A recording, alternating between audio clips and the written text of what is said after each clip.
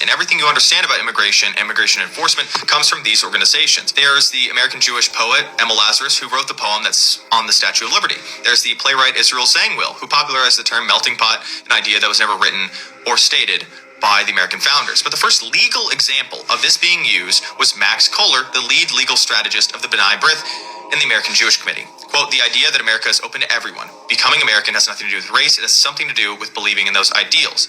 This is not something that the founders actually believed in. This was a statement from these organizations because they wanted to bring in more Jewish immigrants from Eastern Europe who the quota system discriminated against. Louise Marshall, the president of the American Jewish Committee from 1912 to 1929 and a board member of the NAACP, was the chief strategist in then fighting the 1924 quota system. Cyrus Adler, who served as the president of the American Jewish Committee after him from 1929 to 1940 at the Evian Conference in 1938, was the first to make the argument that the United States was somehow evil or immoral to deny immigration, that the United States leaders were actually like the German leaders of the time. The founding fathers fought for the Naturalization Acts of 1790, 1795, and 1798, and the Supreme Court and Congress upheld these in 1855, 1882, 1922, 1923, and 1924. In the Second Federalist Papers, the Chief Justice John Jay writes that the United States is descended from the same ancestors, speaking the same language, professing the same religion. Harvard professor Oscar Handlin, who was an American Jewish Committee consultant, helped popularize the idea that America was a melting pot in 1951.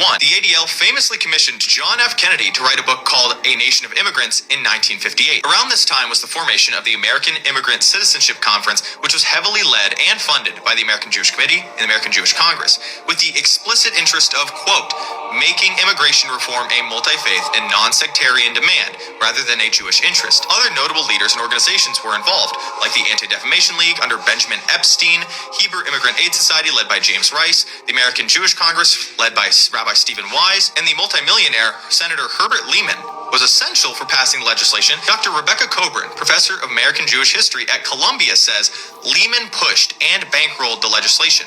He did not see it passed, but he got it passed. The American Jewish Congressman Emanuel Seller, who served for 50 years, made it his life's mission to overturn the 1924 Quotas Act in order to help Jewish immigrants. He introduced the Civil Rights Act and the Immigration Naturalization Act of 1965. It was the American Jewish Congress and their Commission on Law and Social Action that drafted the Naturalization Act of 1965. They worked directly with Emanuel Seller to get it passed. Everything that you understand about American history and all the moral framework that you have towards politics was shaped by these organizations.